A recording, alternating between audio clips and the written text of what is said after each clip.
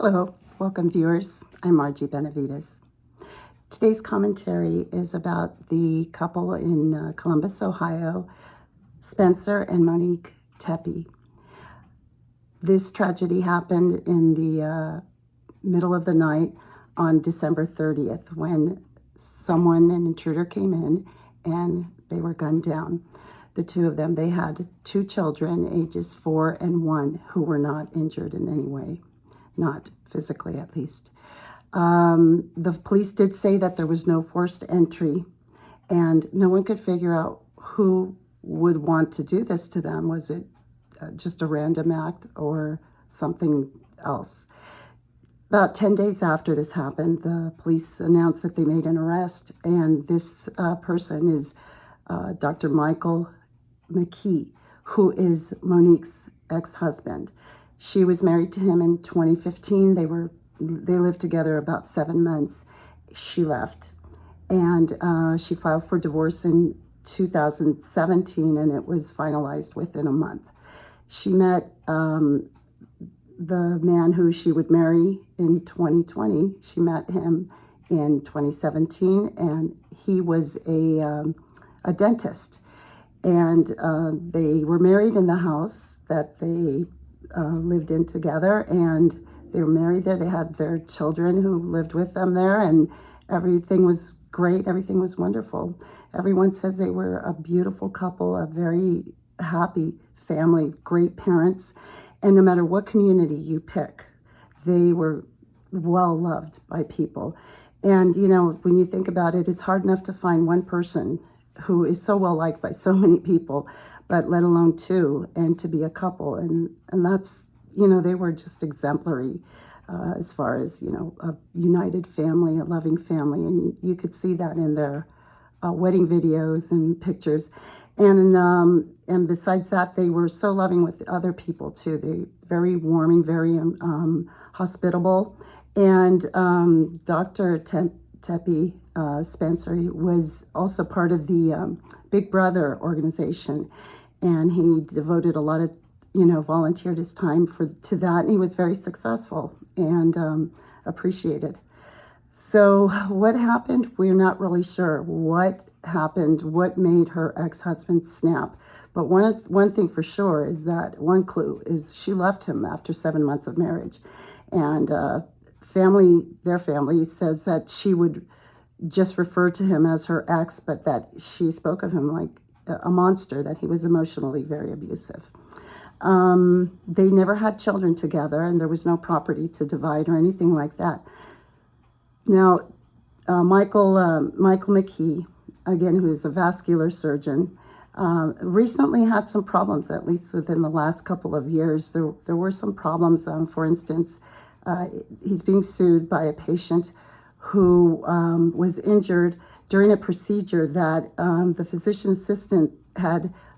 It says that the physician assistant left an instrument in there. It sounds like a catheter, like of 8 inches or so, and deep into his leg. And the reason why he is being sued is because he was the overseeing doctor. So failure to train the physician assistant properly is what it says. But I've mentioned before, I'm a medical interpreter, and my target language is Spanish.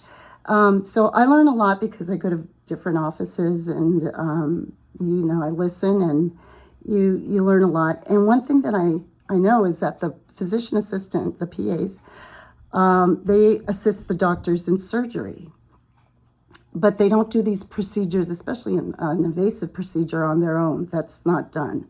So in this case, I mean, they will suture up, they will do, you know, post-op visits, that type of thing, but they are there to assist the doctor. They're the first person in assisting the doctor during these procedures, which can be very lengthy, hours sometimes.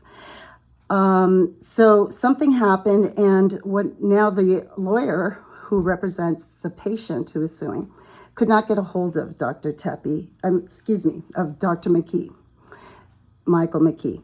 And he just disappeared, is what they said. Apparently that this was in Las Vegas, Nevada. And apparently The address that the medical board had for him and the phone number, the address was fake. There was no such address, and the phone number is fake. It is a fax number.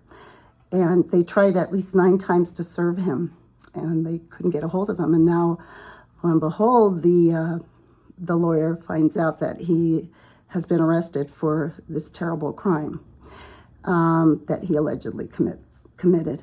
Now, the police did say that they found in his apartment or in his condo, they found multiple weapons. I know that he was said that he did like to hunt, but they also found the gun that was used in these crimes, and there was also a silencer with it, so that ups the charges.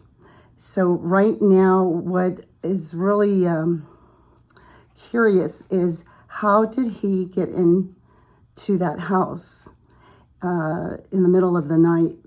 Because they had a good working modern alarm system. And it was said by a couple of neighbors that they saw him standing in front of the house a couple of days before this happened. So he is near Chicago in Illinois, and this is in Columbus, Ohio. So he had to travel about 6 to 7 hours one way to get there and to do this. And then they saw him walking in the back in an alleyway as he left. And, the car that he brought, his own car. So they saw the car that was parked there shortly before this happened, and the car left shortly after this happened. So he's been extradited already to Ohio, and he is pled not guilty. And we'll see what goes on, what's going to happen from here forward. But, I'm sure there's going to be a lot more information. But the one thing that I wanted to say again is that this couple, the Tepes, were a really well-loved couple, and very nice, very loving to people. And they themselves as a family were very united, great parents. And so it sounds like they were exemplary. So we'll see. We'll get more information and find out there is no reason. There is no reason why this happened. But the person who did this, why? Why did they do this? And we'll get more information soon. So please like and subscribe, and I'll catch you on the next one. Thank you. Bye.